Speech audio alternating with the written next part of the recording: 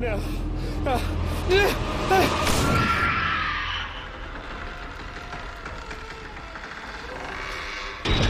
Welcome to the My Haunt Life podcast. Hello and welcome to the My Haunt Life podcast. I'm Mike. And I'm Russell. And this is the Russell Talks About Everything He Did in Chicago special edition. Okay, sure. We'll go with that title. I recently ended a job, Mike, you know that, and I had about a week off between another job that I was going to start, and I was looking for some place to go to get away, and I decided to go to Chicago, as you know, and participate in some haunts. Cool. What haunts, Russell? First of all, a couple of years ago, let's give a little backstory. A couple of years ago, there was a haunt that appeared in Chicago called Miasma, a terror experience. And the thing that drew me to them was the artwork. Partially because in one of the advertising videos that they did, Mike, they featured a spider very effectively. And you know I have a thing about spiders. Oh, yeah. And it looked like an extreme haunt, which raised my curiosity a bit, because at that time, when I became aware of them, was right around the time I think that I had done Victim experience in Vegas a second time. So I was just aware that there was this extreme haunt in Chicago, and I absolutely loved all the artwork that they were doing. Very dark, lots of images of like industrial rubber gloves and bloody, clothing. There's something about their artwork that really spoke to me and just really drew me to them. So I reached out and said, "Hey, love the artwork. Would be interested in knowing more about you, but I'm on the West Coast." So the creator of Miasma is a guy named Justin, and we had traded a couple of messages. So when this break became apparent, I reached out and I said, "It looks like I am free the weekend that you're doing Miasma this year."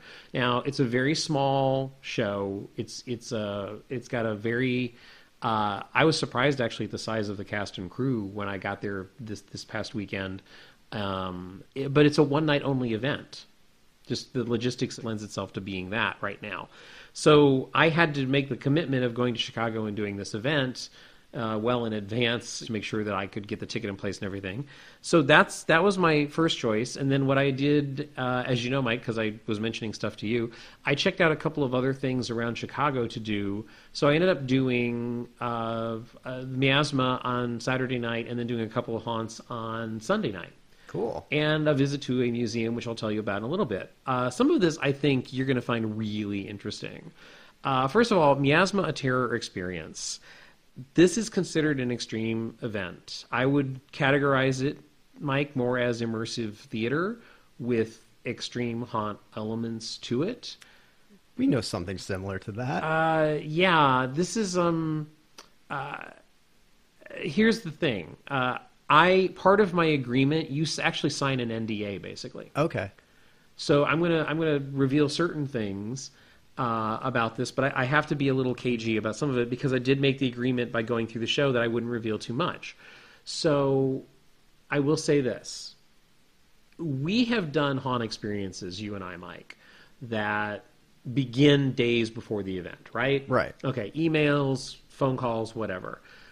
Here's the interesting thing about Miasma this year. They did that. And there was a certain sadness to the emails of someone regretting something that they had possibly done or witnessed in the past. And then right before, I think it was 2 days before the event, I received an email that I was supposed to call a telephone number, listen to the message, and leave a response. All right, so I was expecting dark and creepy. I was expecting... I thought, okay, this is the beginning. This is where we dive in deep. Mike, you know what the message was? No. It was this girl just hey, really cool, very casual, and just wanted to say that we had connected recently. So I literally had no idea what to leave in response to that. Because it was it was nothing haunt sounding whatsoever. They're already throwing you off your game. Oh, absolutely. That's awesome. It was it was such a great little thing to start Miasma with. And the fact that you get this creepy email and said listen to this recording, and it's just this casual phone message that I'm sure you have gotten phone messages like it. I'm sure I have gotten phone messages like it. So I was really thrown by that. So I left a response indicating about that, I'm glad that we had made whatever connection she had referred to in the message. Here's the thing, Mike. Miasma is very heavy in tone and dramatic storytelling. And it goes really dark places. And you're warned. If you look up the website, if you're interested in next year, they warn you at the website that this is dark material, sexual material, it's violent material, and you will encounter some really unpleasant stuff inside.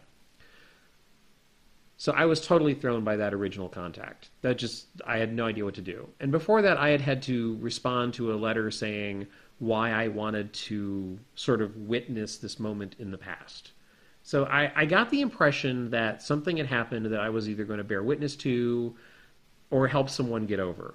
That was what I was going in with. I was not completely correct on that. I got pulled into the story, and right from the beginning, I will say that some of the techniques involved we're familiar with. We've seen them in other haunts, but the story it got really deep really fast. And right from my opening moments, I'm really struggling with how to get into this. You meet a couple of characters who are very judgy of you. And the dialogue I won't go into specifically, but you take on a persona.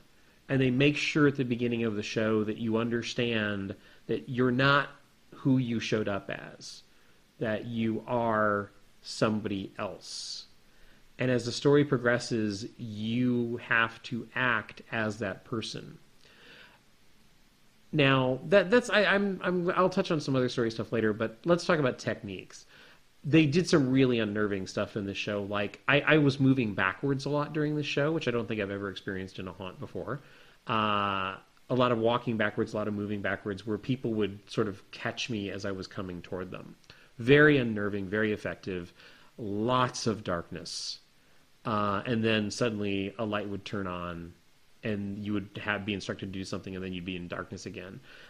I will also say that this haunt contained the single grossest moment I have ever encountered in a haunt. Whoa, really? Yeah. It was truly disturbing, and it worked in the context of the show. There's a sequence where basically you're told to perform a task. And what you realize is the task is going to be wet. I don't think that's revealing too much. Even grosser than the things that we've had to do in Blackout?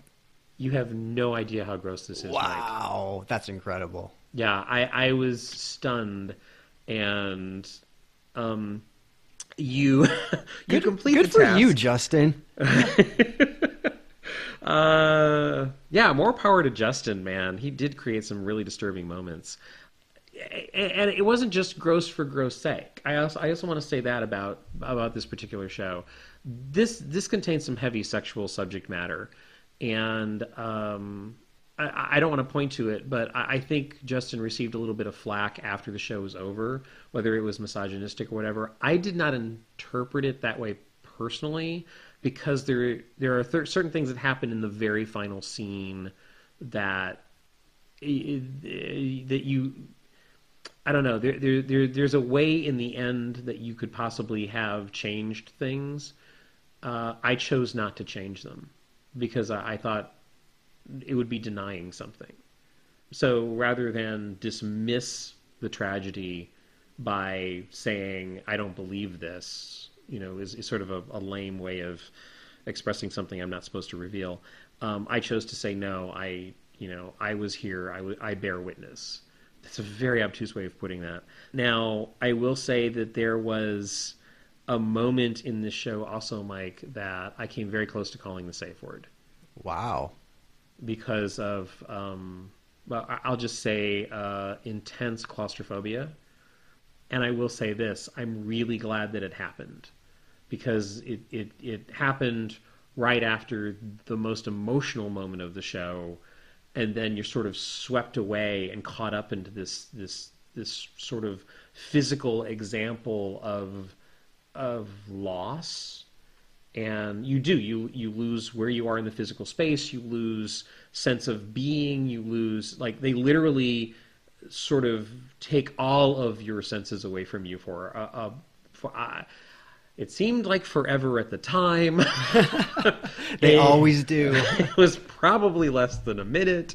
However, and I did, and actually one of the cast members like really got angry with me and says, like, stop moving. And they told me to, because what I was doing is I was trying to, like, adjust myself a bit, like, stop that. And I think the point was that they wanted me to dwell in the emotional uncomfortableness of everything that I had just witnessed. So that's a really powerful moment emotionally, and it worked really well.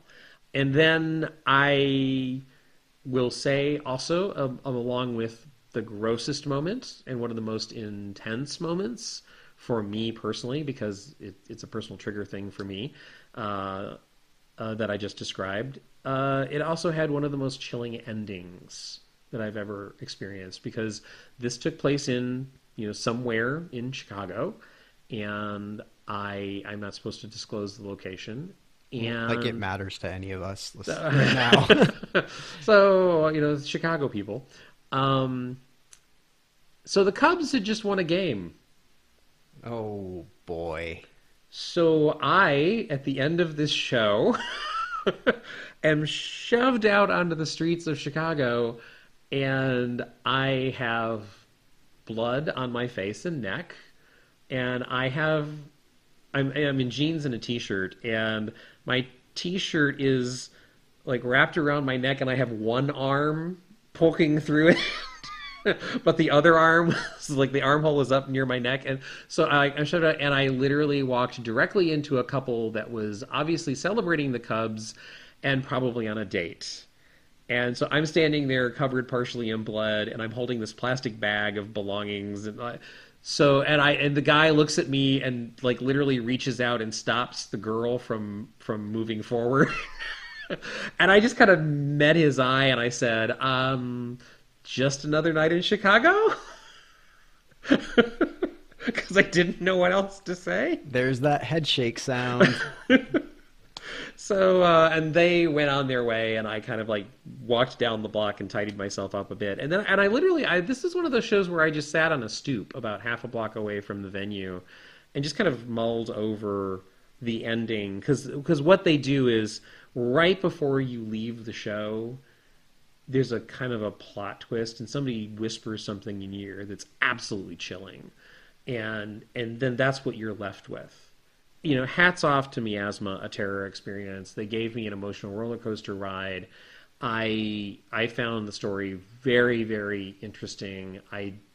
It's a tough story because it deals with violence. It deals with, in particular, violence against one particular woman. And so, therefore, you're dealing with really touchy subject matter. And I found that a challenge to get through. So, more power to them for trying to raise awareness of a culture that doesn't always treat each other with the respect that human beings deserve. So that's part of what I walked away with. And then, I walked out. I texted you not long after the show to let you know that I'd made it through. And that was sort of what I can say. So if you could compare it to anything, I mean, can you? Like, is it even fair to compare it to something? I can compare techniques. And actually, coming up, I was able to get an interview with Justin, the creator of the Miasma experience. And one of the influences he cites is Blackout. And some of the techniques are similar to Blackout, but the difference is this story unfolds as a mystery. Oh, cool. And about 3/4 of the way through, it finally dawned on me the role that I was playing in the mystery. And so the final sequence, when I reference to, like, there's a decision you have to make, the decision is, what is the outcome of this mystery? So that's very different. And I think in an extreme theater piece like this, an extreme haunt, that sort of storytelling is pretty darn unique. We've talked about the victim experience. That is story-driven. There is a reason you're going through what you're going through, and then if you make it all the way through, there is this revelation at the end. And I think that's what, Miasma is not nearly as extreme as a victim experience in any way. I'm not comparing those two. Even though for me, that one moment of spatial awareness, let's say. That's a good way to say it. I was very aware that I didn't have much space. That was the most intense thing, and it worked very effectively on me. And like I said, to the point where I almost wanted to call safety. But there was part of me going like, no, they're not going to kill me. I know that. So that's the difference, I think, here. That's why I don't want to compare it to anything directly, even though some of the techniques are, there was a sequence in the middle that I would compare to, I don't know. Okay. If there's one scene in the middle that is a very immersive, you find yourself in the middle of a really uncomfortable relationship. And that's where the gross task came in. That scene was extremely effective because of the couple that I spent that time with. So no, I don't want to compare it to anything specifically, even though some of the techniques we would recognize from other places. The mystery aspect of the story, I think, was most fascinating. And if you remember correctly, when I texted you, in the middle of texting you, I said, "Oh my gosh, I just found something." Mm-hmm. There's again, I won't be specific, but there's sort of a weapon in this show. And the last thing they did, almost right before I was about to leave, Mike, was they put something that represented that weapon in my hand. And unbeknownst, and literally, because the end of the show is extremely intense. And like I said, the moment right before you exit the show, they really hit you with an emotional, wallop. And so I'm putting my stuff away, and that's when I was texting you, like, hey, I got out of the show, really enjoyed it. And I went, oh crap, I just found an Easter egg on myself. What I didn't realize is that weapon was in my pocket, and I'd reached into my pocket, and I pulled it out, like, oh my God.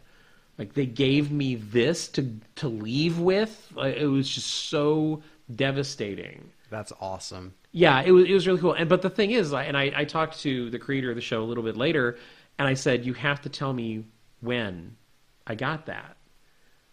And it was just because everything was so intense, I didn't register it. But literally, they put it in my hand, and I put it in my own pocket, apparently. But I was so freaked out by that final sequence that I didn't even realize it. And so I discovered it 10 minutes later, like, oh, this is so creepy. So hats off to Miasma. And like I said, I was able to get an interview with Justin, the creator, where we speak a little bit about the history of this particular show, what he sees for the future, and I'd like to share that. And Mike, I also want to say something to you. You know that I just traveled today. We're recording this podcast after I flew in from Chicago. This interview was done at about 1 a.m. this morning. Oh, wow. And on your iPhone. Yes, and on my iPhone. So hopefully it sounds okay. We were in a car in Chicago, just doing this because I really did want to talk to him. Let's just go to the interview and get some information from Justin himself, the creator of Miasma, A Terror Experience. I'm sitting here with Justin, the creator of Miasma, which is a haunt, which I was luckily enough... Actually, I just stumbled over the word haunt, Justin. Would you call it a haunt? That's where I struggle a bit. I use the term immersive extreme experience because I don't want to quite be... Not that I don't love haunts, but I don't want to bring someone in that thinks they might be going to a regular haunt, as this type of experience isn't really taking off in the Midwest right now. It's very new here for the moment. Right, and your lead up is the communication that you have beforehand is indicating it is an extreme experience. Correct. Give me a little bit of the history of Miasma. Absolutely.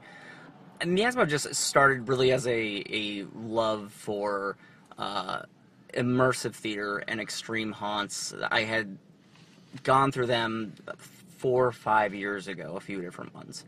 And it broke my heart that there was just nothing I could find in Chicago that satisfied that urge that I experienced in New York. And So you've done some stuff in New York. yes, Sleep No More and Blackout, what it was in Chicago, those two things really completely changed my perspective on haunts and live performances and what was possible. It opened my imagination, took me beyond just looking at haunts as a walk through maze, and from there, I just couldn't get it.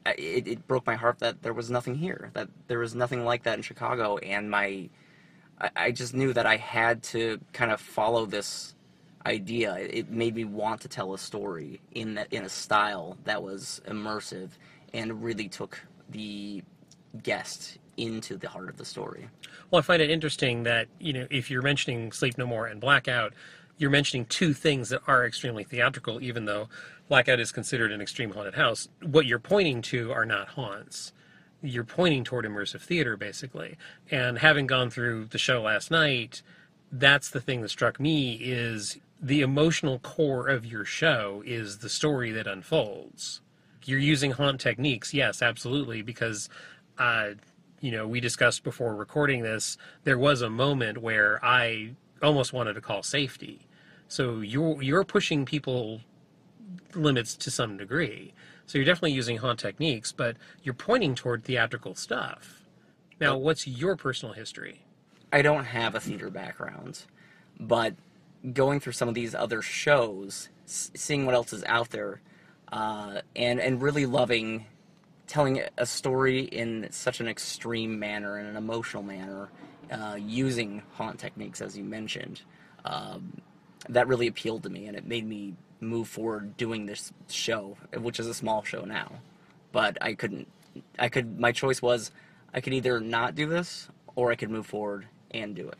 It's great that you found that inspiration, because I think you've created something unique, and I loved the story that unfolded. And actually, something that I really, really enjoyed, you've got several techniques in place in this show that really are unsettling. And I'm not talking haunt techniques. I'm talking, for example, the rule that you have of not looking anyone in the eye during the entire show. How did you come up with that concept? That concept is rooted very much in where the story leads. There's a pivotal moment that, as you know, that takes place towards the end of the experience. Mm-hmm. And I wanted to make that moment much more powerful, and really force the guests to do something that they've been instructed not to do, but it has to have impact. And the best possible way, the most effective way, was to remove eye contact. I also think there's comfort in eye contact. Some people don't think that, but I think there is. And this is not a comfortable experience. Looking someone in the eyes in a haunt or an experience, or generally on the street, there's comfort in that, and I wanted to remove that comfort. It's so effective. And just to be clear for the listeners, the instruction is that you never make eye contact with the cast during this show, unless you're very specifically instructed to do so, or for some reason, if that were to happen, that would be the only reason to. So you are going to, and they called me on it, because my natural inclination, and I think you're right, I think there is comfort there. My natural inclination was, if somebody is speaking to me, look up at them. And it happened, the first sentence that was said to me, I was told, don't look me in the eye. And it immediately went, oh, okay, wait, all right, fine. And then every character I met afterward, I had to really concentrate. And by the end of the first room, I was so unnerved by that. It was really, really effective. Thank you. And I broke the rule a couple of times, and they had to remind me, like, don't do that, don't do that. The more uncomfortable I got, the more I wanted to do it.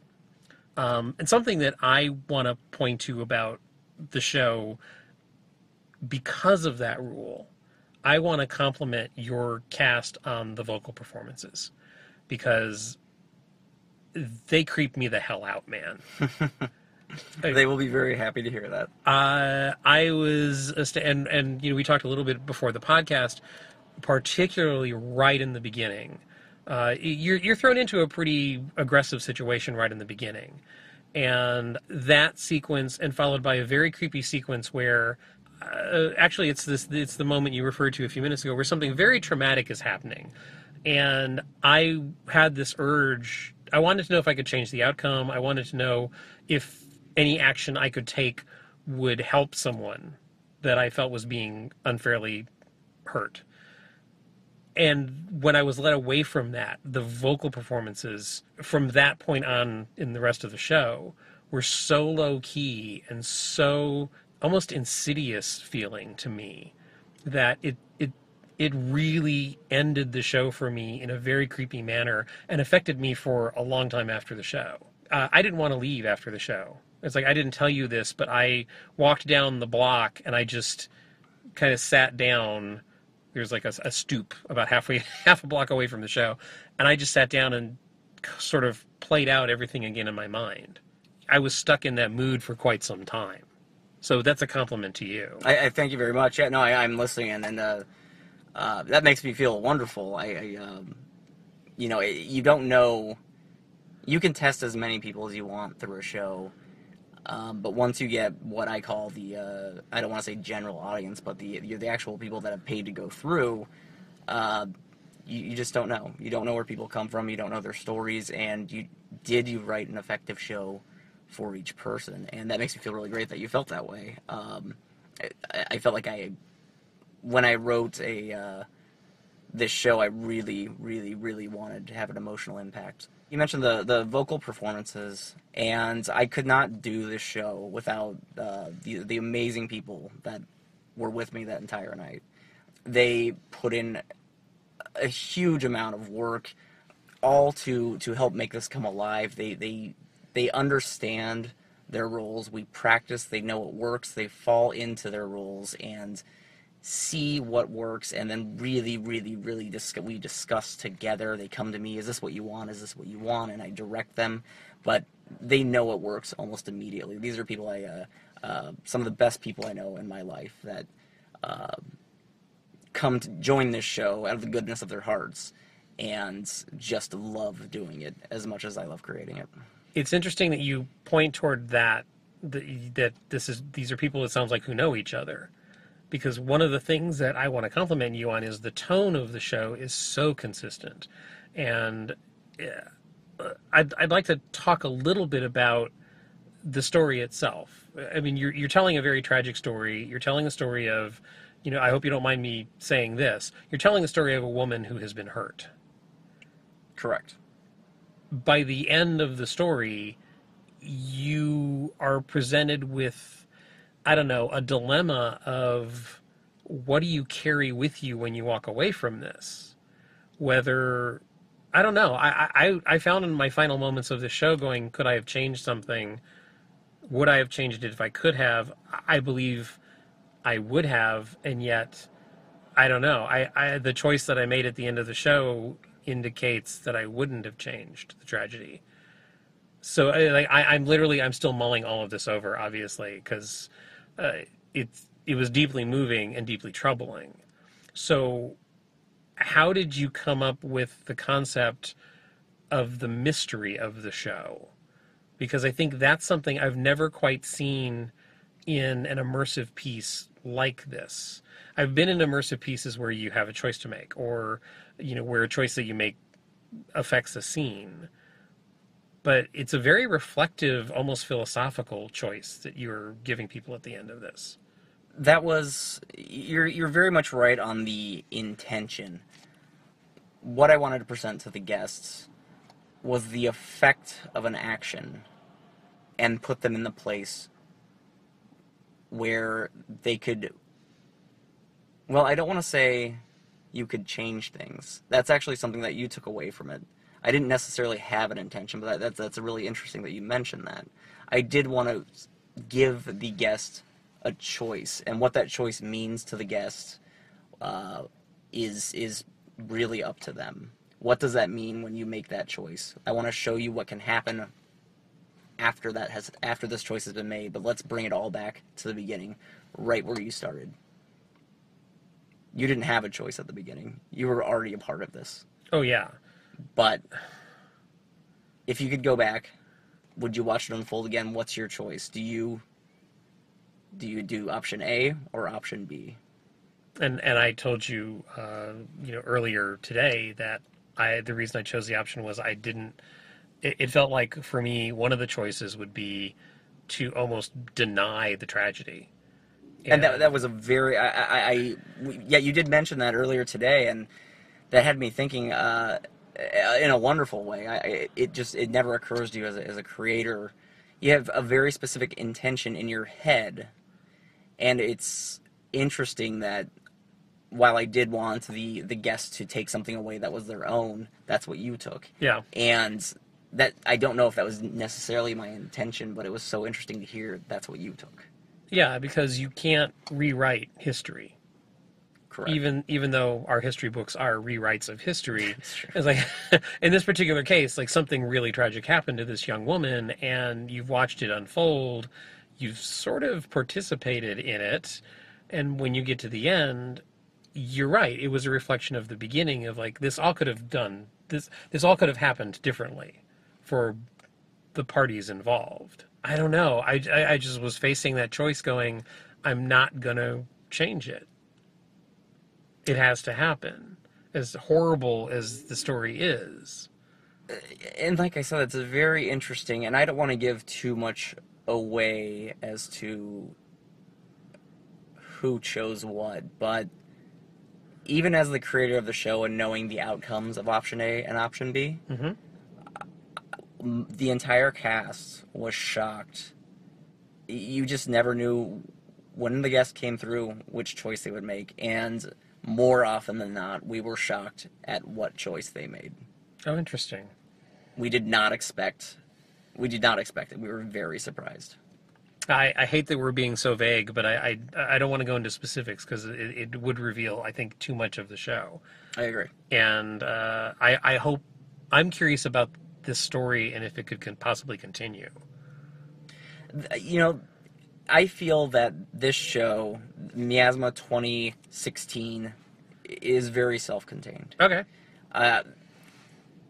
Just like 2015 was a very self-contained story, 2016 is a very self-contained story. But with that said, the future's a bright place. And if I want to move forward with this story, it's very possible. But I do think that, feel that this was a self-contained story with a very specific ending. Now, you mentioned 2015 was your first year. Yes, This is your second year. that's correct. Judging from the things you've told me about 2015, I think it sounds like you feel you've grown a lot in the last year. Story technique-wise, I was really impressed with the whole mystery aspect that I mentioned. You're using some techniques which definitely push some buttons. Like I said earlier, like one sequence really got to me, and it just so happens that you included a really personal, like, icky fear of mine. You use a very gross moment. We did. Yeah. Which is truly one of the grossest things I've ever faced in an immersive piece or haunt. I will actually compliment you on that. I was going to say, I'm going to take that as a compliment.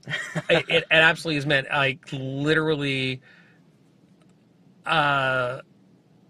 Okay, how do I phrase this? I was told to perform a task, but you can't see the outcome of the task. And when I realized what I was doing, the actor had to say, "Don't blow this." It's like, don't. He in character, he literally said, like, "Don't stop. Like, just keep going." And that's a wonderful moment. And the fact that there is this gross moment. And the first thing I wanted to do was recoil from everything in the room. And the fact that your actor was right there next to me going, "Nope, moving forward. We're going forward." Like that was a wonderful moment. And then another actor, the scene continues, and then the other actor just keeps using the grossness. I left that scene very icky.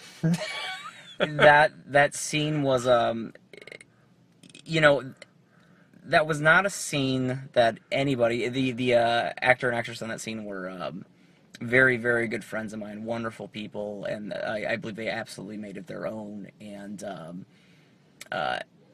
I forgive me for not saying their names. I'm not sure how comfortable they are with not knowing that is actually. Okay, that's fine. I will admit though that is a husband and wife, and they know each other very well. That makes me feel better. We did not expect that scene to have as much of an effect on our guests. And it's not just you. It was every individual that came out of that scene had as you know, that scene happens behind closed doors. Yes, you it enter does. one door, when the scene is over, you leave another door. And being that I was right there with many of these guests most of the time, including you, Russell, the face of the guest going into that room was a little happier than when leaving. And most guests, it really shook a lot of people to their core, and we did not expect that at all, even the actors in there. And we just couldn't believe that it really, really had that effect, even though we certainly thought it was a great scene. It's very effective. But the amount of people that had such a tough time with it. Sometimes as a creator, when you get so lost in your own story that you've written, you tend to forget why you wrote a scene in the first place, and then go, oh yeah, that was the story. That's why we did that. So yes, thank you. They did a great job in there. And yes, it was.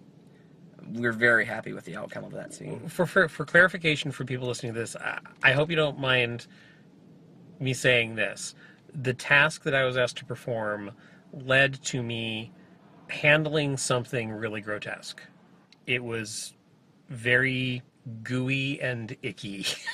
That's a good description. Okay, I was like, let's just say that I was asked to do something very unpleasant. But symbolically, it works for the show. It's like, what you're dealing with, I think, perfectly works for the show. The overall theme of there is this tragic incident that you are being exposed to, the story of this girl who, has had to deal with something very horrific. There is a symbolism in there that even as the scene was going on, I didn't connect it to necessarily the bigger piece.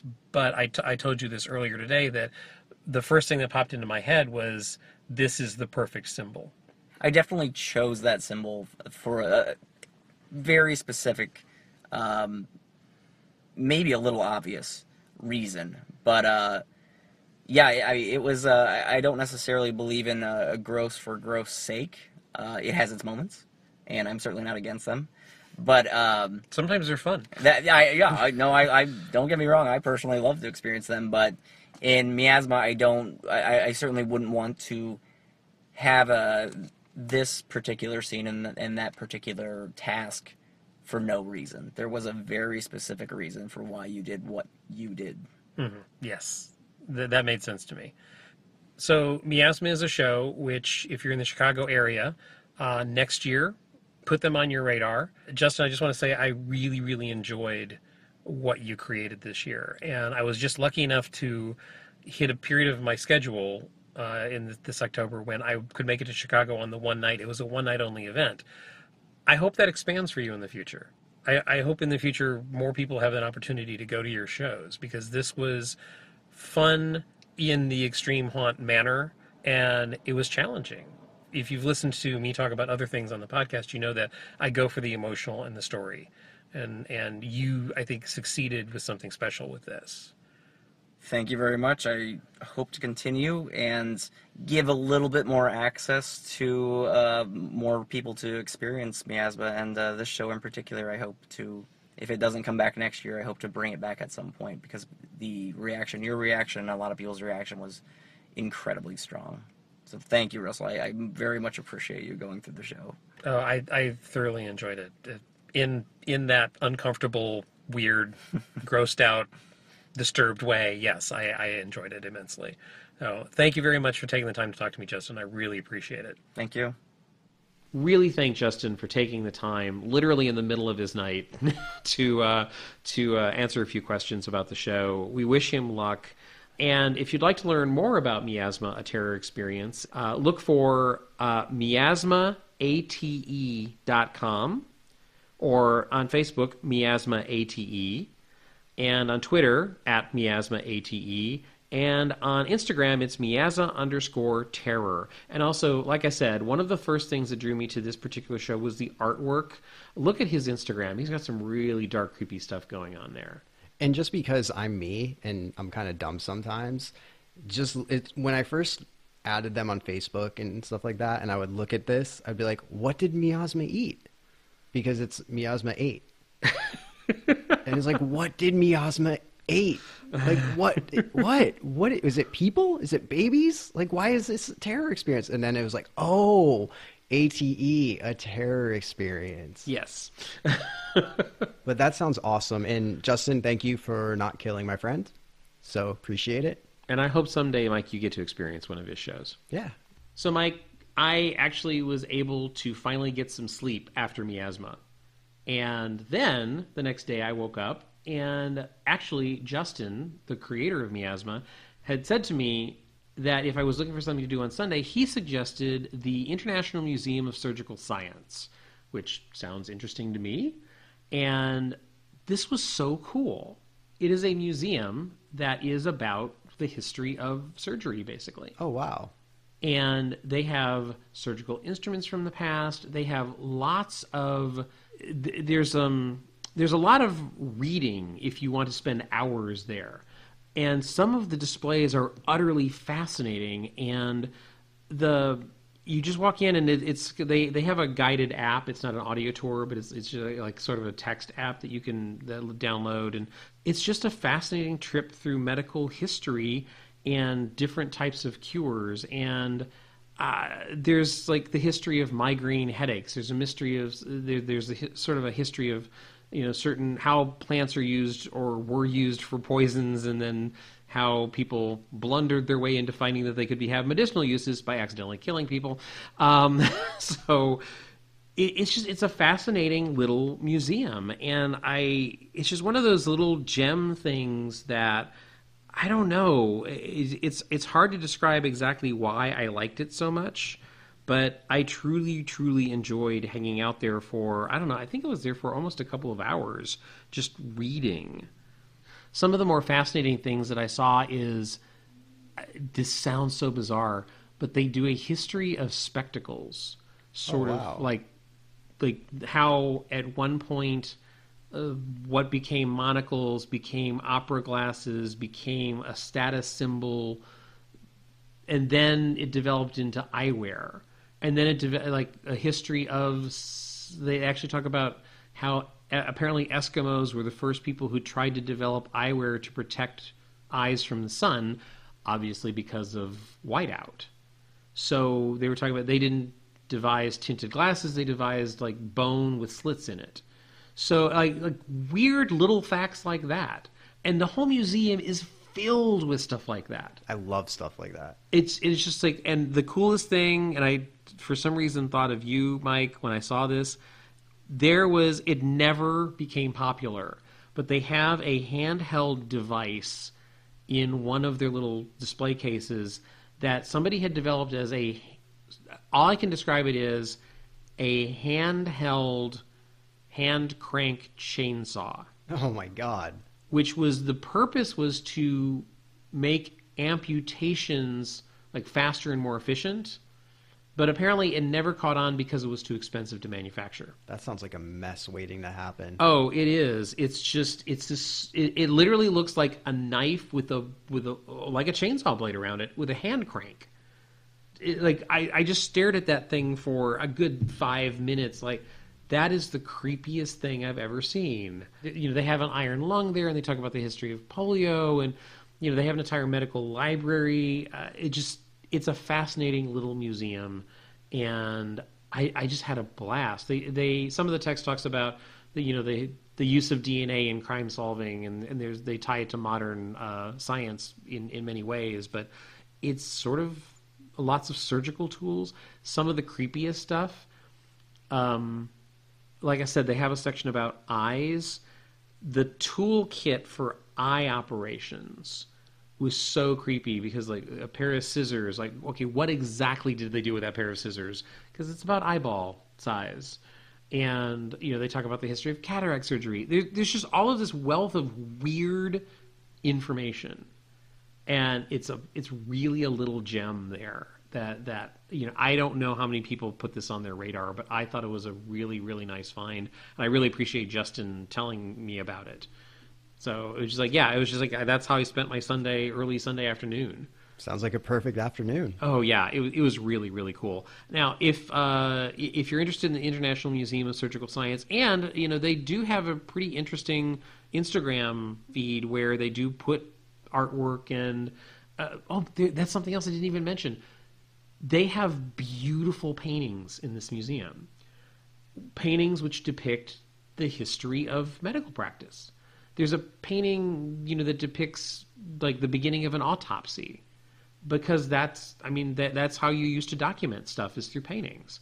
And yeah, there's some beautiful artwork in here, as well as all of the surgical stuff and medical information. It's a really unique little museum. If you want more information, the International Museum of Surgical Science can be found online at imss.org.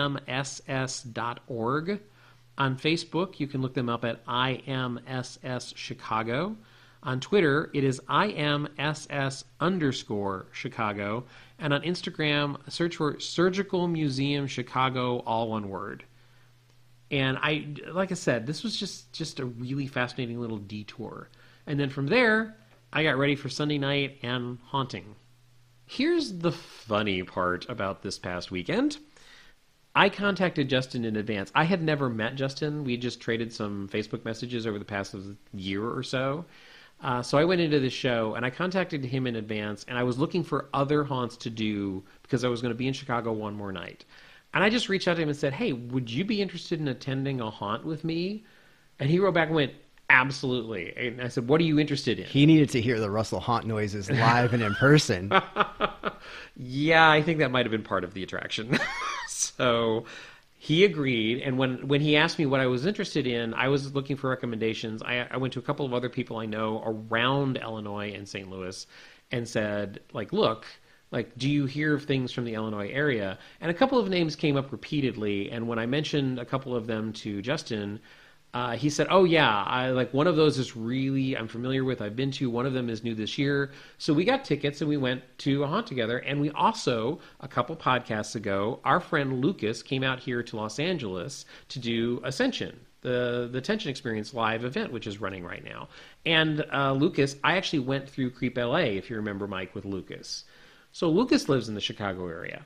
So the three of us got together the next night and did some haunts, and boy, have I got some stuff to share with you. It's weird because I want to talk about all of this at the same time and you'll see in a minute how all this is connected. So I started doing some research, and the name that kept coming up was Statesville Haunted Prison. That sounds amazing. It was really, really cool. And I reached out to Lucas and I reached out to Justin, do you know this? And they were immediately both went, oh yeah, well-established haunt. Lots of people go every year. It's been well over a decade, really cool. So I said, yeah, sounds great. I'm in. And then attached to that is a haunt called City of the Dead. And this, Mike, Knott's Berry Farm, or Knott's Scary Farm, uses this technique for one of their haunts, where you get out of a haunt and then you immediately get into line for the next haunt. Well, that's sort of what Statesville Haunted Prison and City of the Dead are. Okay. Is they're tied together that way. You exit one and you're immediately in the line for the next one. So that was my first decision, was okay, I want to go that. Now, then I started doing a little more research, and recently on Facebook, and I know that we shared the video to each other, there was this video out of Chicago from a company called Zombie Army Productions, and their new haunt this year was called HellsGate. Basically, the intro of the video was the guy who runs Zombie Army says, you know the legend of the haunted house, where there's always the haunted house in the woods that has a slide, or there's always a haunted house that is too, if you get too scared, or you escape the haunted house or something, you get your money back. There's some way to get your money back, if you make it all the way through or something. There's all these urban legends, and it's funny because I know that legend from Texas, because when I worked in Texas a few years ago, we talked around Halloween about that legend, because there's a legend like that in Omaha. There's one in Texas. I've heard that legend from several different places. Well, John, the guy in the video, claimed like, okay, well, we're making that haunted house. I remember that video. I think Lucas brought it to our attention I first. think you're right. I think Lucas did. And so I went, okay, fine. Like, I'm in. Well, come to find out, HellsGate, Statesville Haunted Prison, and City of the Dead are all by the same company. Oh, So it just so happened that everything that I was intrigued by is from the same production company. that's convenient. So our trek through the evening, I guess I should go in order, I guess. We went to HellsGate first. Now, HellsGate has this thing, Mike, called the Hell's Pass. I don't know if you read about this at all. Yeah. So what you do is you buy, it's an upsell. You pay for a more expensive ticket.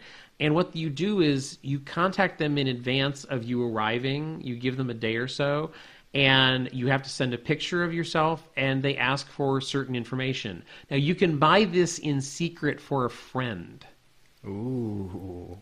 But because it was just the three of us going, we're like, well, I don't know you guys well enough. So what we did is we literally provided our own information, basically. And it's stuff like family member names or hobbies and things that they can use like during the course of your evening. So, and every now and then you kind of get separated from the main pack. So two of us did that. And I think Lucas, by the time he actually tried to buy it, it was sold out.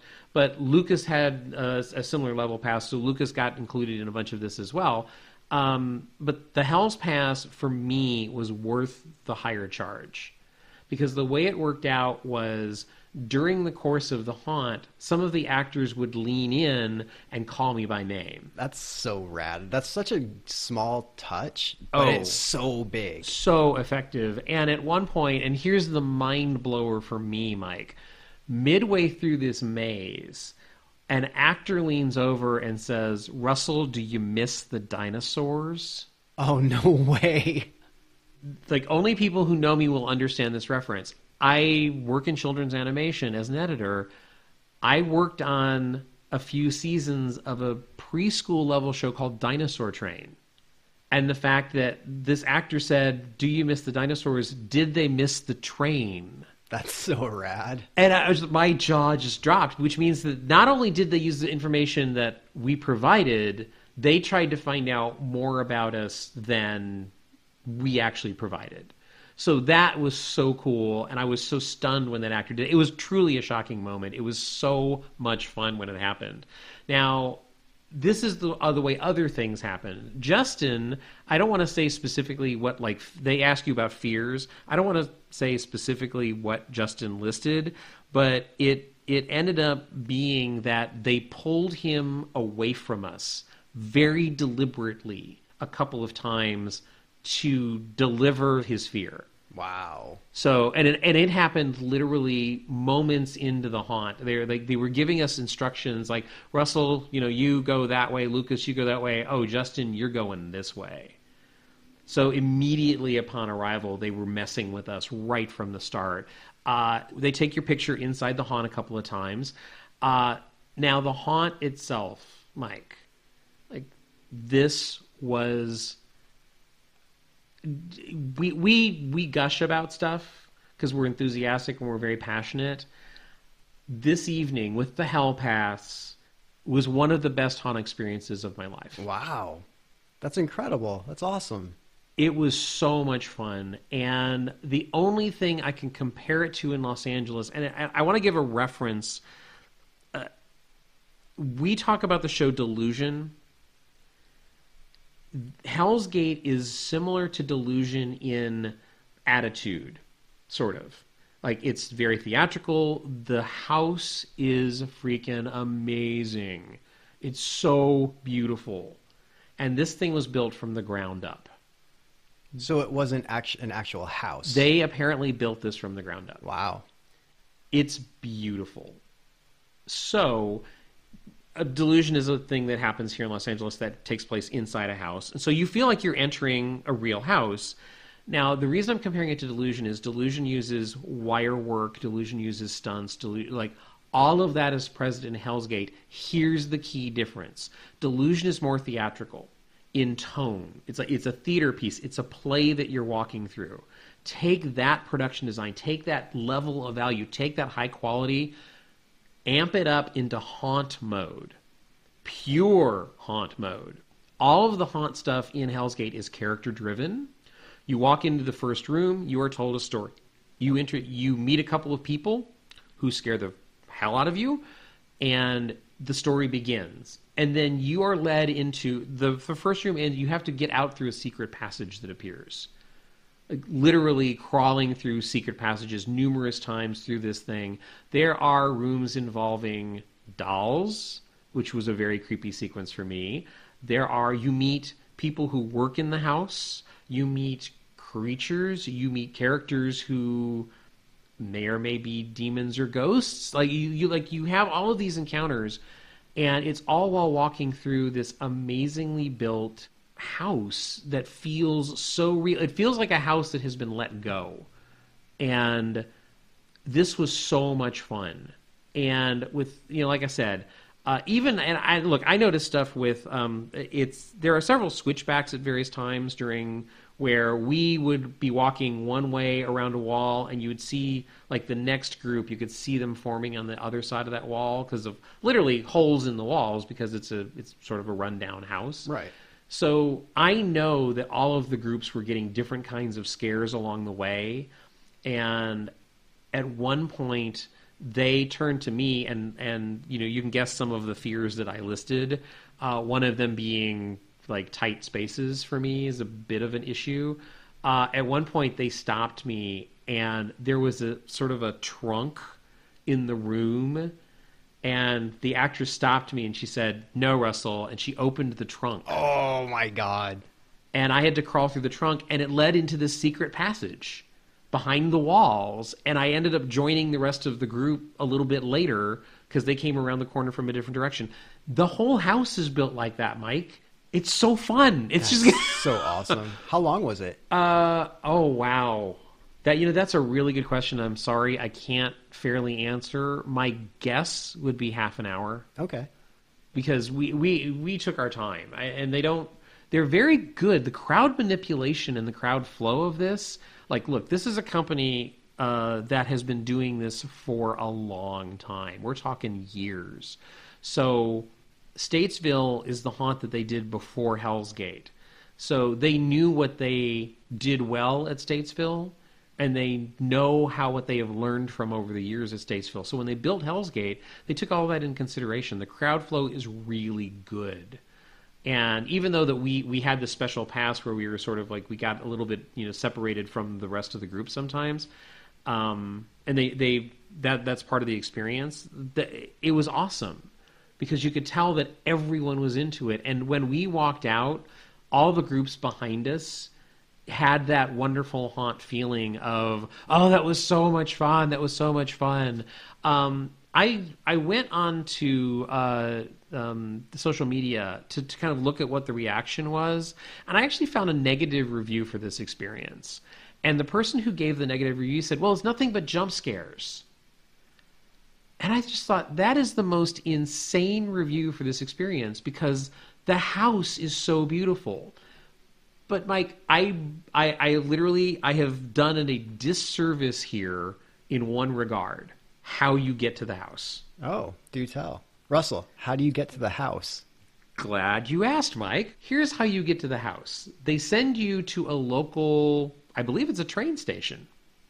You park there, you get on a bus. The bus takes you and drops you off in an empty lot in the woods. That's sort of where the ticketing stuff is taken care of. And then you go under a tent and you wait in a little bit of a line, and slowly but surely, in small groups, you're instructed to go into the woods. That's so rad. And let me tell you, this pathway through the woods is long. And along the way, there are things that crawl out of the bushes, like around, like on ankle level, crawl out of the bushes, like are attacking you. You meet just a few shambling creatures because it is a cemetery. So there may be a zombie in effect there. There is a little woodshed with a very creepy character that actually Justin got to spend some alone time with. Woohoo! So but you are going through these woods and you have to wander, and it's a huge like switchback several times, a long, long trail through the woods, and then you come up, and sitting on top of the hill is this beautiful house. But as you're coming out of the woods, and there's sort of a cemetery at the end of this, there's this weird, it almost has a mausoleum vibe, and Lucas was the one who said, "Look up there." And in the darkness, on top of this structure, there is just the silhouette of a man looking down on you. And it's one of the most subtle, creepiest effects. Because we're like, oh my God, we're being watched. Like, even here, just coming out of the woods, we're being watched. It was such a creepy effect. It was so cool. And then you walk up to the house, and you wait in a small line, and they put you in groups. This was so much fun. And, really, really, really want to thank, like, the person who helped me get information for the Hell Pass and coordinate getting Justin and Lucas and everyone, all of us together at the same time. Charlotte on the phone for HellsGate was an amazing help to us. And afterwards, Mike, they were gracious enough to give us a backstage tour, and Michael is the person who gave us the backstage tour, and it was wonderful. They knew that I let them know about my haunt life, and they knew that two of the people in the group were haunt people. So they knew that Justin had created a show there in Chicago, and they knew that I had done haunt stuff in my past. So they very graciously, that was an extra bonus. That was a really a gracious gift from Zombie Army Productions, and we truly appreciate that. Now, one thing, I'm literally, my brain is like mental popcorn right now. Something that I have to stress is, we joked about the legend of the haunted house. Well, they did create that legendary haunted house. There are hidden passageways in the walls. You get separated and you get led through hidden crevices and things like that. And then there is a slide, which is awesome. And is it scary? No. But it's so much fun. But it's a slide. It's so much fun. In a house.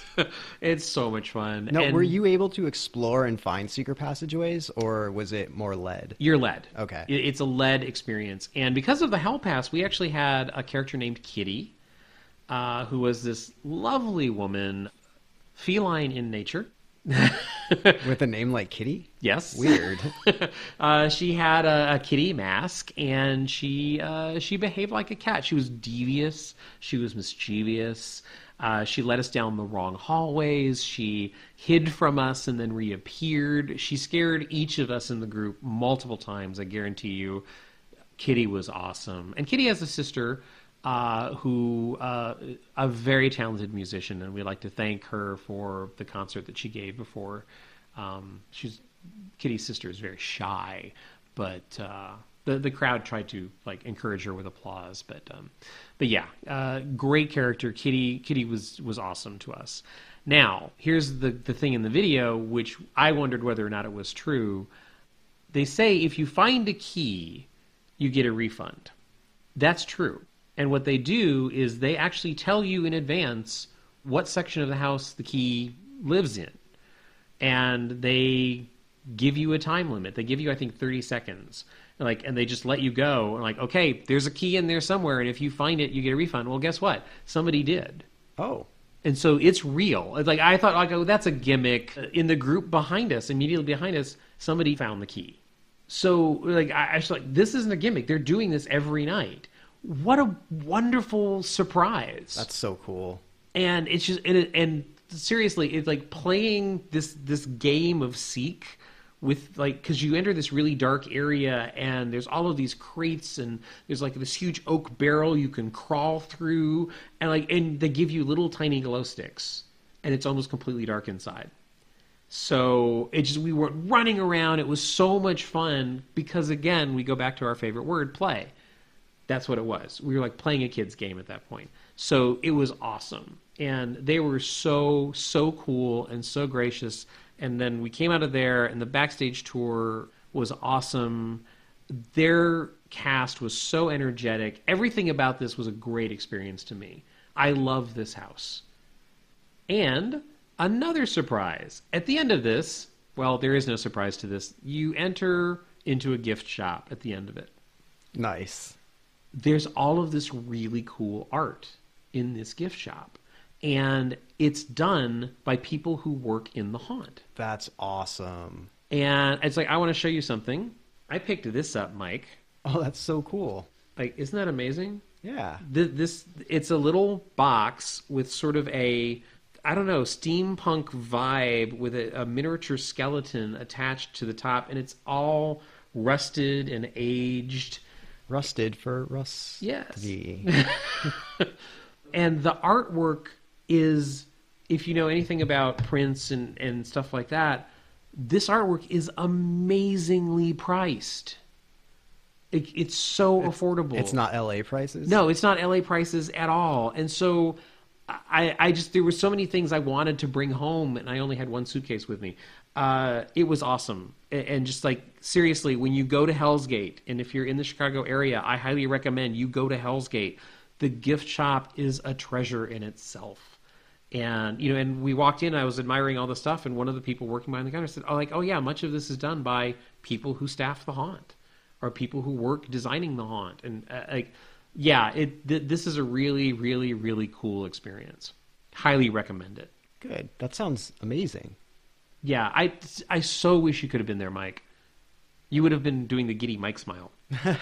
So if you want information about HellsGate, go to hellsgate.com. On Facebook, look up HellsGate Haunted House. On Twitter, Fear HellsGate, all one word. And on Instagram, at Fear HellsGate, all one word. So we went from there over to Statesville Haunted Prison. And like I said, Statesville Haunted Prison and City of the Dead are tied together, basically. And again, here, Michael, the gentleman who gave us the backstage tour at HellsGate, was kind enough to call over and say, hey, just to let you know, there's this guy with a podcast from California coming. He flew from Los Angeles. At least, let him say hi to somebody. And so this guy named Doogie, who is so freaking energetic, it's amazing, came over and sort of greeted us when we first arrived. And Justin and Lucas and I talked to him for a few minutes, and he sort of gave us the history of the haunt.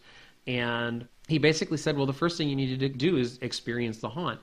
And like I said, these are all done by Zombie Army Productions, and Statesville was sort of, I guess, the anchor for them.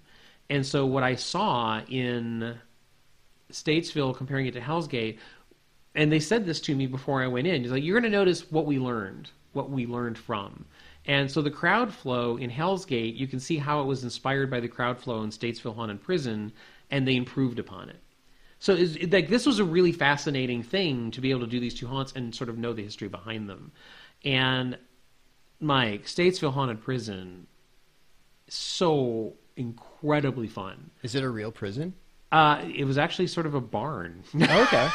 But like, we walked up, there is rock music just blasting. There's sort of a guard tower, and every now and then somebody jumps behind the turret, the machine gun turret, and rattles off a bunch of rounds of just like gunfire. And it is raucous. It is in your face. That is just the waiting area.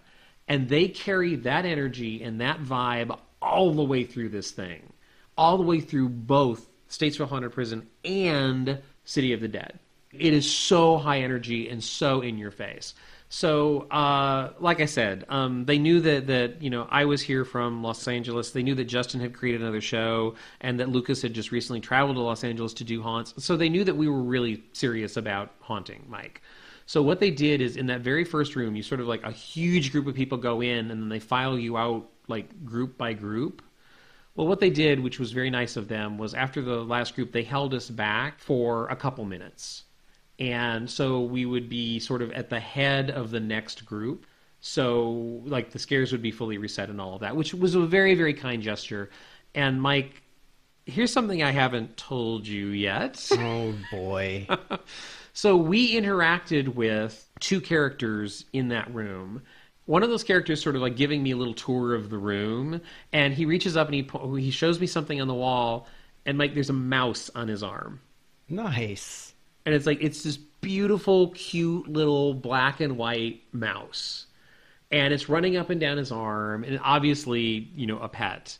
So, you know, he turns to me and he goes like, oh, hold out your hand. You know, so I hold out my two hands, and he puts the mouse in my hands, and the mouse crawls up my sleeve, and it is the cutest thing. You know, I'm looking at it going, can I pet it? And the guy was like, oh, absolutely, absolutely. Like really friendly, really sweet. And so I'm petting the mouse and getting to know it, and it's like, you know, sniffing me and sniffing my fingers and all of that. So he takes the mouse back from me and is like, it's his pet, and he literally lifts the mouse up and he kisses the mouse, and he sticks out his tongue, and the mouse like sort of like licks his tongue, and this is like 6 inches from my face. So I'm looking like, oh, that's like, this is so cute. Like the mouse is so cute.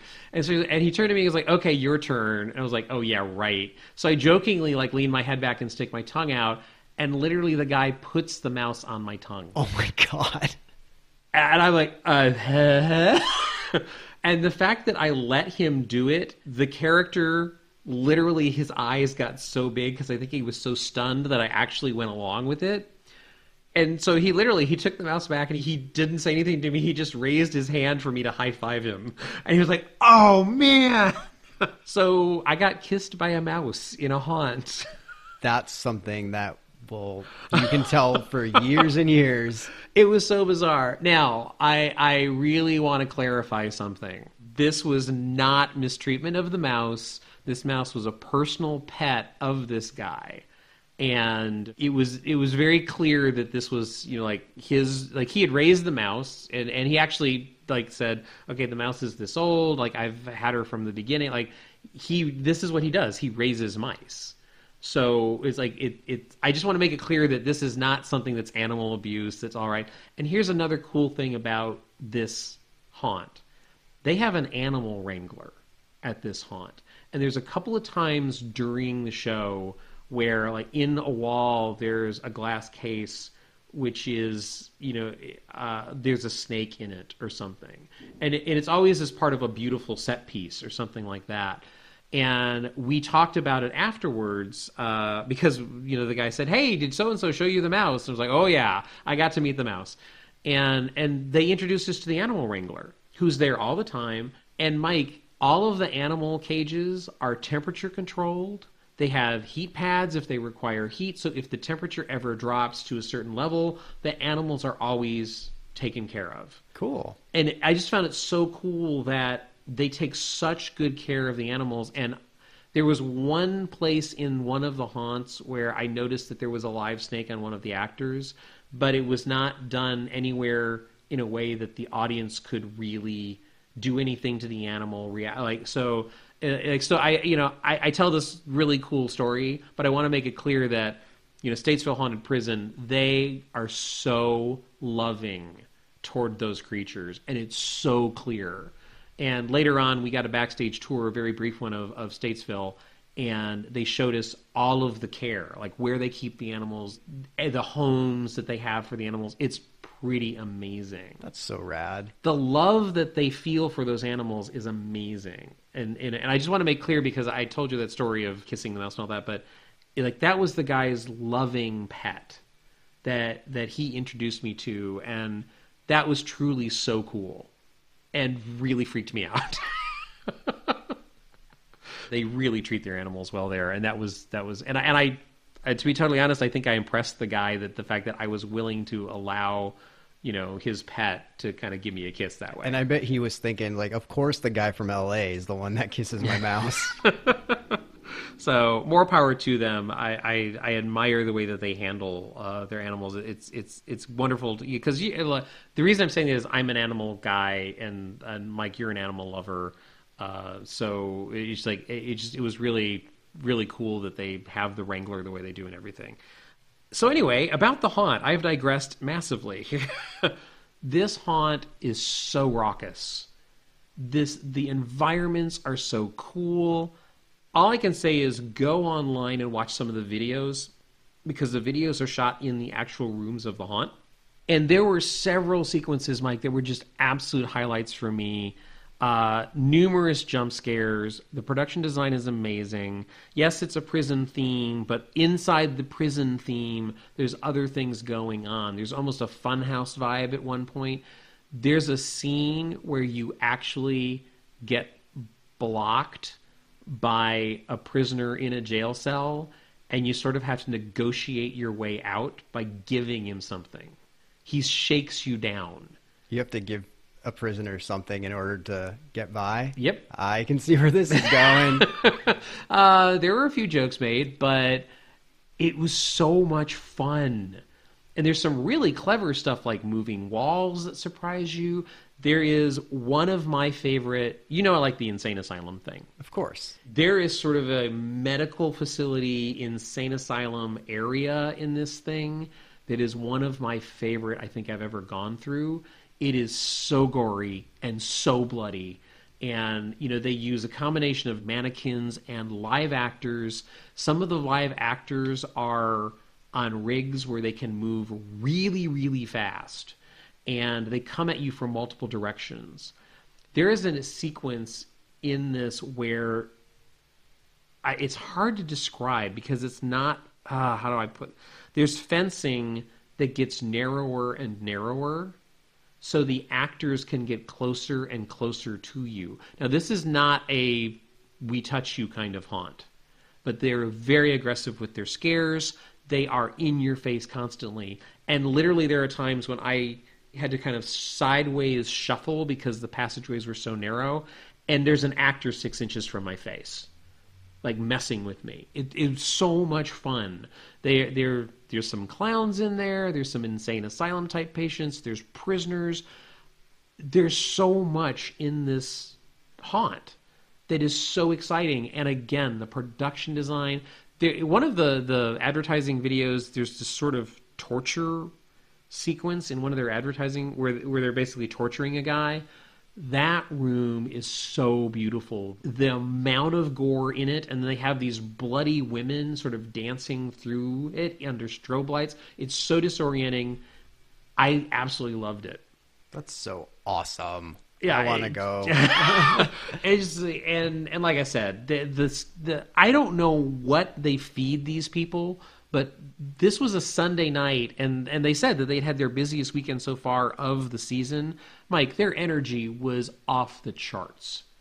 It was amazing how high energy this thing was. And they do really beautiful, like the ending of this thing it's kind of a classic haunt room, and it's one of my absolute favorite. It's the hanging body bag. I love rooms like that. Because you kind of have to weave your way through, and there's things are moving, so you don't know what it is.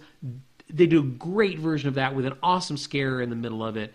You at one point end up on a prison bus in the middle of this haunt, and you have to like climb up into the bus and go through the bus and encounter stuff in the like they go for the prison vibe, and they go for it strong, and it's a wonderful haunt. I freaking love this thing. And then they spit you out of that, and you go directly into City of the Dead, which I feel like I'm just gushing aimlessly at this point, Mike. The City of the Dead is more of that intense, in-your-face scares, more great production design. The weird thing about City of the Dead, they use a lot of running water. Huh.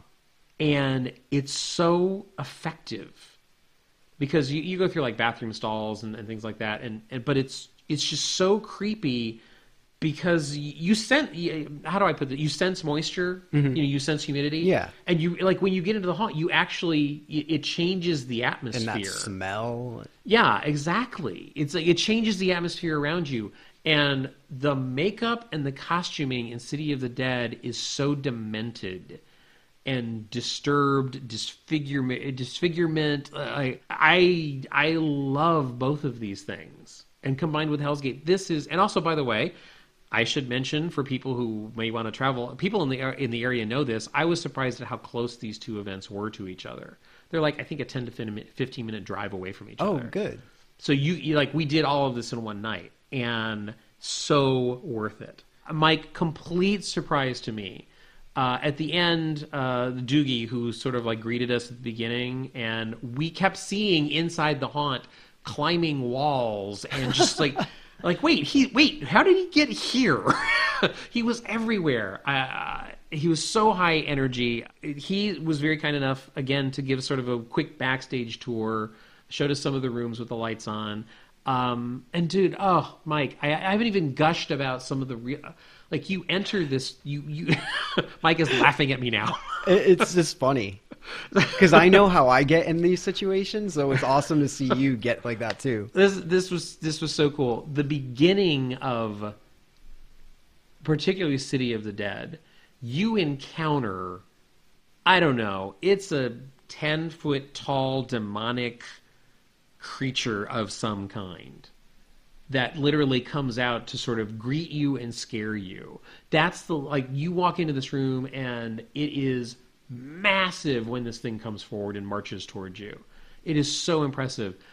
That kind of level of detail, and there are huge creatures interspersed here and there. You turn a corner and they're like this like huge massive mechanical prop in front of you. And there were a couple of times where you know, Justin, Lucas, and I just stopped and was like, oh my God, that's so amazing. I just want to stare at it.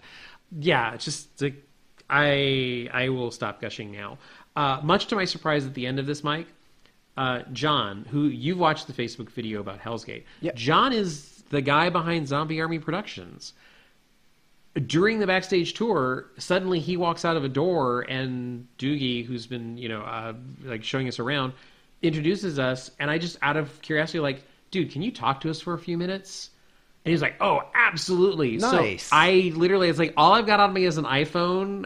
Can I ask you a few questions? So I actually have an interview with John that was completely unplanned, not set up. He just literally said, wait, I heard someone from California was here. Are you that guy? I'm like, he was just so gracious to kind of stop what he was doing and talk to us for a while. So I'd like to like share that interview because, and here's the thing.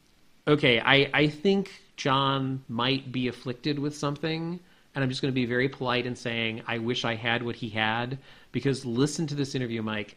He is a 14-year-old kid trapped in a man's body. Amazing. The energy, like, and it is infectious, and it is quite obvious that I think he's one of the reasons that the energy level through the haunts that we witnessed last night is what it is. Like like he is passionate about haunts, and everyone that we met behind the scenes is the same way. This is done out of love and passion and creativity, and it shows in the experiences. Those make the best haunts. Absolutely. Absolutely. And this was so much fun. I'm sitting here with John to discuss HellsGate, Statesville, and City of the Dead, 3 incredibly fun haunts that I just did outside of Chicago. My name is John LaFlamboy. I am the owner of Zombie Army Productions. So I have been producing and designing and, producer, designer, director, acting coach, marketing lead, social media person, legal, and a bunch of other stuff for Statesville Haunted Prison since 1998. I started this show when I walked out of college. I was a theater student, and I did not want to be a starving actor. So I wrote a thesis in college that theater people should be producing haunted houses, and I didn't understand why they weren't already doing it. So I started a theater group that produces haunted houses for a living, so that we can keep doing theater and film and all the other things we really love to do. So I was trying to protect us from falling into a cubicle or a waiting tables job, which seemed to be where all of the alumni went when they were trying to be actors. So that's kind of how it all started. You know, I started doing it as a fundraiser in college. In 2 weeks, we turned $900 into $6,000. So I knew I had something. So I wrote a thesis on it, graduated. Statesville was my first baby. In the last 18 years, I've also produced the Haunted Spaceship in Bridgeview, the Dragon's Dome in Green Gardens, the Dicka Dome Haunted Mansion, Mike Dicka's place, the Fear Haunted House at Navy Pier, and then Zombie Containment at Navy Pier. I owned that one up until it sank to the bottom of Lake Michigan. Oh my. Oh, yeah, it was awful. 23-foot waves, freak storm. First time Navy Pier ever was evacuated because of weather. And my brand new haunted house on Halloween 2014 sank to the bottom of Lake Michigan. There are still 49 unaccounted for zombies floating around Lake Michigan, and they do pop up on beaches and at parties every once in a while, which keeps me infamous in Chicago, because I am the guy that released 52 zombies into Lake Michigan. You know, there's a joke in the haunted house community that if you run a haunted house or you work a haunted house, eventually you will see everything. I think you just topped any story I have ever heard. Yeah, it was something, man. It was a haunted house on a barge, and the waves were so powerful it lifted up a 143-foot by 43-foot barge and dropped it on Navy Pier, smashing concrete. Oh, man. Sewer caps were flying 20 feet in the air. Water was shooting out of the bricks sideways. It was like being in an apocalypse movie. It was insane. And I had to watch her go down for 7 hours until she finally sank. That's horrifying. So yeah, so I did that, and that was a big kick in the stomach to Zombie Army. So instead of backing down, I doubled down. I sold all of my retirement stuff, anything I had that wasn't nailed down in my home. Borrowed a bunch of money and started HellsGate. So that's my new baby, which you went and saw today. That's my passion project. I have been wanting to do that one for 10 years now. So I designed it 10 years ago. I have been collecting antique furniture for a decade, storing it away in places, knowing one day I'll get my chance.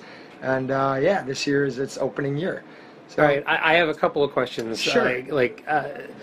First of all, the Statesville and the City of the Dead, which we just did, one of the reasons that I'm here is because of the reputation that those haunts have. So well established. You have a great reputation. When I contacted a few people that I know in Chicago, they said, if you're coming, do Statesville. Oh, cool. Nice. So you have that established reputation, and it's well deserved. And from everything that you just said, this structure has been here for years, and you've been adding on to it, and you've been building it for years. Your production design is out of this world. Thank you.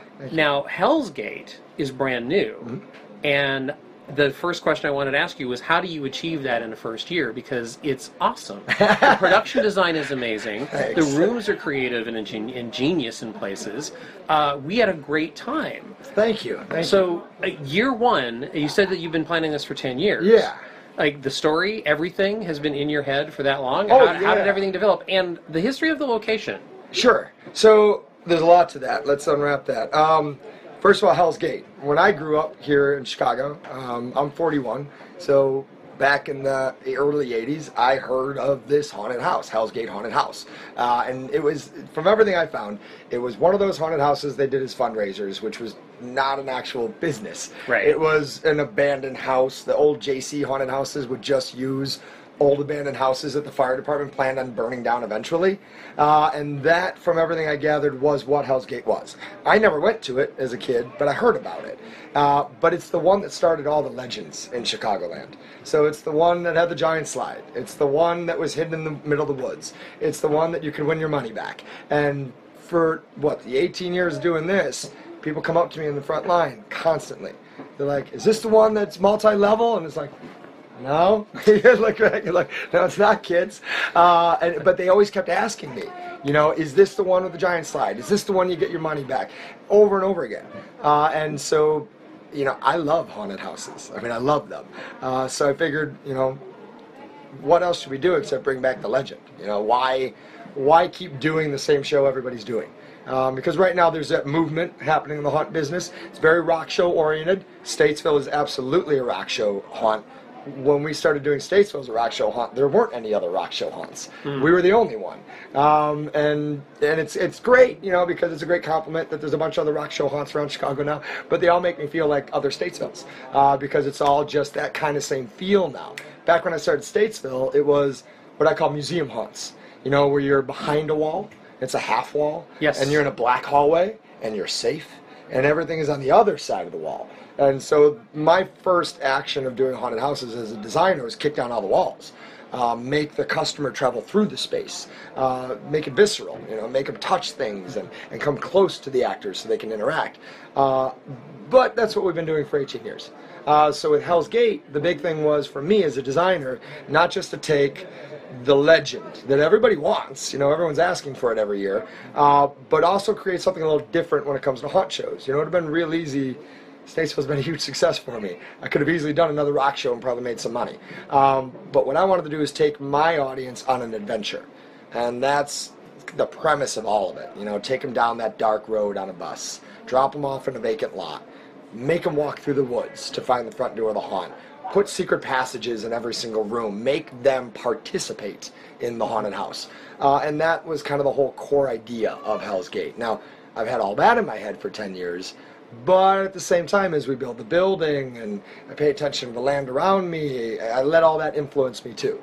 So some of those designs change dramatically as we go. And I don't know if they showed you my Lego model, but I build it all out of Legos first. So I knock down Legos and build a new Lego room and keep playing with it until I have what I think I need. So yeah, for a first-year haunt, it's pretty goddamn massive for a first-year haunt. I can't believe how ambitious it is for a first-year haunt. Like, I cannot believe the ambition that is so visible in every room. And did you build that structure from the ground up? Oh yeah, no. So what it was woods. So you see all the woods around it. That's all that was there was woods. So we had to come in with machinery, and the land that the building is on was just a pile of rubble and a hill, and we had to level all that down. We had to break all this limestone down. It used to be a limestone quarry, so we had to break all the limestone into smaller limestone and put it back. We had to do an amazing amount of work to get that spot. But it had to be that spot. It could be no other spot. It had to. It could not be a haunted house in between a mattress firm and a taco hut. It just can't. And that's my problem with haunted houses right now. It's like they're all just kind of popping up. These cookie cutter haunted houses where everybody is going to the same damn trade show, buying the same damn props, and all their shows look alike. And they're all in strip malls because strip malls are safe. It's easy. You got your lighting, you got your parking. I get it. I understand why people are doing it, but it couldn't happen for Hell's Gate. For me, I didn't wait 10 years to put it in a strip mall. No, and part of that location for us, I went with two friends, Justin and Lucas, and the whole walk-up, the fact that you do enter through the woods and you have to go through that long, it's not a maze, it's more of a trail through graveyards, and you meet characters along the way. That's such a mood setter. It worked so effectively. Great. And the three of us had a great time at Hell's Gate and Statesville and City of the Dead as well. Excellent. Thank you. Yeah, that was a labor of love. That one. Incredibly fun. And that's what I'm going for too. It's like so many people have gone to this torture porn kind of world. Like the Rob Zombie, like that whole movement has happened, and that's fine. Like there's a place for it, but we lost the fun, like that exciting adventure kind of participation thing that I remember being a kid, going through the old trails for the charity stuff. It's like, I remember that, and that was my whole thing was like, it's not like I want to do something that, I clearly don't want to fight myself at Statesville. I want to offer something just different, and I wanted it fun. Like that was the whole thing is I want people laughing and having a good time. And, yes, the slide isn't scary. The slide is fun. Things like that, and as we age there, it's going to twist, and that's the fun part. Like for me, is like, so we've got the base, and now it's about twisting that base and finding, and the storyline, just kind of works with itself. It's by next year, these same maids and butlers have been fighting this invasion for a year. Right. So whereas they're in pretty maids and butler outfits this year, it starts becoming leather gauntlets and the weapons, and they start becoming these kind of professional zombie hunters. So it's you kind of twist the inside of the haunted house a little bit and bring the darkness. That's cool that you're keeping like the same storyline year after year after year. Oh yeah, I'm just going to show their progression. That's awesome. So and I don't know what it'll be in 10 years. A lot of it's going to be, I'm going to be influenced by them, and it's the beauty of having an actor-based haunted house is they'll sometimes teach you something. Right. And that's what I tell them in my warm-up speeches. It's like, all right, first week was, you got to do what I need you to do, because this whole thing is a machine. Everybody is a gear. Everybody is important. After the first week is done, it's like, all right, And I want to see you start digging into those characters and digging into those scares. Show me some stuff. And then by the third week, it's like, you better be surprising me now. You better be coming up with new stuff every single night, because if you're not better today than you were yesterday, then you failed. So show me something new. So we try to create that atmosphere too, where these kids can create, play. It's play, have fun. That's what all this is supposed to be about. We're entertainers. That's funny they've listened to the podcast. That's a word that keeps coming up on our podcast. Okay. When my friend Mike and I do it, we keep going back to that word. Play? It all is about play. It's like escape rooms, immersive theater. It's all about play. Yeah, that's all it was. That's my greatest theater teachers in college. Like, they would just keep hammering that. Like, you guys are missing it. Just play. Because when you're a college theater student, everything's so serious. Yeah. They're so wrought with drama. It's like I remember them just hitting that. Just play like a child. Just play like a child. Yep. It's amazing. You got to become an adult to understand what play like a child meant, when you were a child. But yeah, and that's what I keep working with these kids. It's like, serve the machine first, serve the show. But once you get your feet set, play like a child. Have fun in there. Surprise yourself. Surprise your room partner. Surprise your teammates. You also have a web series. Tell me a little bit about that. Sure. One other thing we do that's a little unique than everybody else is our web series, because we actually have a production company that follows us year-round and films the behind-the-scenes of all of this. So the behind-the-scenes of building HellsGate. All of it is online for free. daysofTheLivingDead.com. So anytime I can get people to watch that show, it's a fun show, it's a good show, and it's just us kind of doing everything we can to keep it going. So we were sponsored this year, which is the first time. Oh, excellent. Always helpful. Only took 7 years to get sponsorship.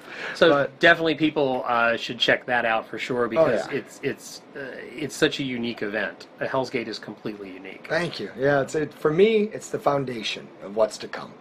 I love everything it is right now, but all I see is what it is next year, 2 years, 3 years, 5 years. That's the part that excites me. Like, I look at the woods, I don't see what the woods are, I see what the woods are going to be next year.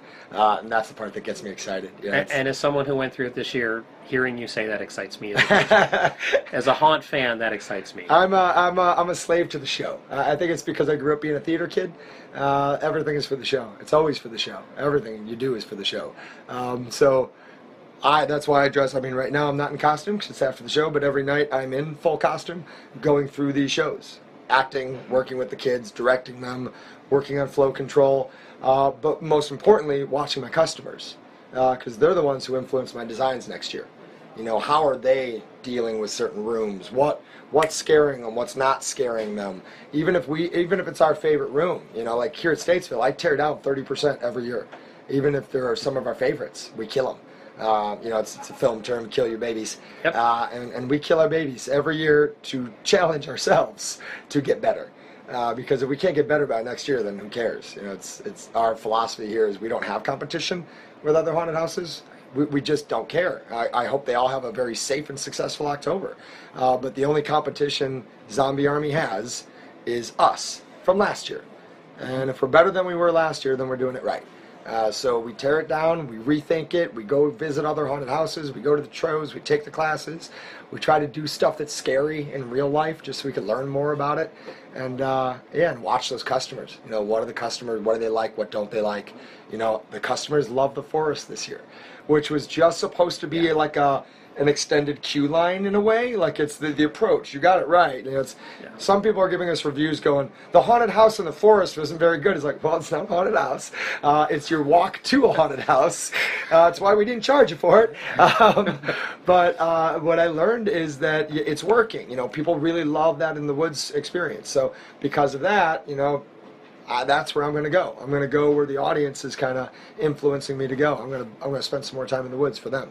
So that's kind of how I make a lot of my decisions when it comes to designing. Most of my designs are done by Halloween for next year because I've walked 22 days through these halls with customers and watched what worked and what didn't work. Excellent. You made a trip from California worth coming to Chicago's area for those 3 events. That makes me very happy. Congratulations, and I wish you the best for the rest of the season. Thank you. Thank you very much.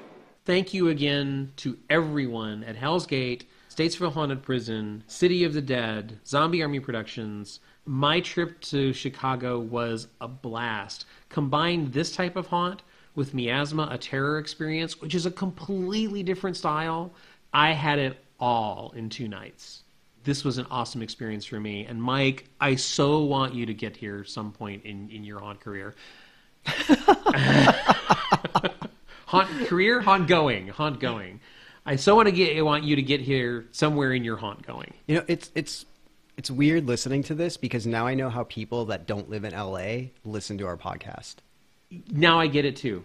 I'm glad you said that. Yeah. Yeah. It's because we get tweets, we get messages like, I'm envious of the things you describe. I am so envious of these haunts. And I wish I had more time to do other stuff. I just didn't. I just, like, literally, I only had a couple nights there. I wish I had more because I know Chicago has a bunch of stuff to offer. And I just lucked out in choosing these, you know, and being able to go with Justin and share them with Justin and Lucas. And it was a wonderful, wonderful evening. So definitely, if you need more information on Statesville Haunted Prison, it's statesvillehauntedprison.com. On Facebook, do a search for Statesville Haunted Prison. On Twitter, Statesville Priz, P-R-I-S. And on Instagram, at Statesville HP for Haunted Prison. Statesville HP on Instagram. And I also want to point to something else, Mike, daysofTheLivingDead.com. It's a really fun glimpse behind the curtain. And it's been going on, like I said, they have 7 seasons. The last couple of seasons apparently are mainly focused on HellsGate, the creation of that haunt, because they found this piece of property and they basically built it from scratch. So check this out. Particularly if you are a haunter or you're interested in being a haunter, I think Days of the Living Dead would be highly entertaining for you. And if you're just a haunt fan, I think it's highly entertaining for you. So look up daysofTheLivingDead.com. Check out a few episodes. See if it's up your alley. See if it intrigues you. I found it a blast to watch because you get a sense of the passion and the energy that goes into these events. Let's see, Facebook at Days of the Living Dead, on Twitter, Days Living Dead, and also on Instagram at Days of the Living Dead. And they do have a YouTube channel. If you do search Days of the Living Dead, you'll be able to find the YouTube channel with lots of chapters of the series. Highly recommend checking that out. This whole thing looks like so much fun. And as I mentioned, City of the Living Dead is tied directly to Statesville Haunted Prison. So if you search Statesville Haunted Prison, you'll find the information on City of the Dead as well. So it sounds like you had an amazing trip. Like, all the haunts you did in the museum, like, that just sounds incredible. I know how much you want to do stuff here, but, and might be a stupid question, but are you glad you went? Oh, I am so glad I went. Good. And like I said, there was so much passion in what I saw, and that doesn't go only, you know, I'm talking about Zombie Army Productions. That also goes for Miasma. Like like Mike, there's a brief moment in the show where I realized in the middle of Miasma how large the cast was. Mm-hmm. You get a brief glimpse, and I had that, you know, that me in gratitude. I had that moment of, I'm so happy all these people are here with me. Right. Which was partially gratitude and partially I was really freaked out, and I was just happy not to be alone anymore. So yeah, very different shows, wide variety of shows, and just I am so happy that this worked out the way it did, and literally was a fluke of my work schedule, my haunt schedule, everything just sort of falling into place. So I was very lucky to go to Chicago and experience these things. Good. I'm glad you went. And I want you to put this stuff on your radar because I think you would love the Zombie Army Production stuff. Yeah, it sounds like it. It's so much fun. I think that's about it for this. Sounds like it. I think I've gushed enough about Chicago. Yeah, and I haven't taken any trips, so. This year, you've done some awesome trips in the past. That's true. So great. I hope you've enjoyed listening to me rambling about some stuff in Chicago. I highly recommend anyone in the Midwest making the trek there. I think this stuff is really worth checking out. I had a blast. So that about wraps up everything you did in Chicago. Now you're back in LA, and we're going to be releasing this right before Halloween weekend. So you might be wondering, what the heck is going on? I heard there's one-night things going on, like Alone and the Heritage Scare. you would be thinking right. And you can see all of those things and plan your Halloween weekend with all of the amazing haunts and theater experiences we have back in Los Angeles at myhauntlife.com/calendar. The only problem with the calendar, Mike, it just makes me realize how much we're going to miss. Yeah. Because there's so much. Too much good stuff. Yeah. So with that being said, if you'd like to reach out to us, you can email us at mike@myhauntlife.com or russell@myhauntlife.com. You can find us on the web at myhauntlife.com, on Facebook, myhauntlife, and on Twitter, myhauntlife. Definitely thank you for listening. Thank you so much, and make this last weekend of October amazing. Make us proud. Let us know what you've done. Reach out to us on Twitter or email us and let us know. With that being said, I'm Mike. And I'm Russell. Happy Halloween.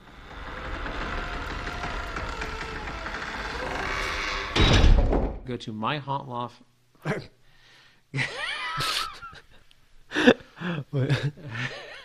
I'll take that one. You don't trust me anymore, do you? Take it. I'll wait. I'm so tired.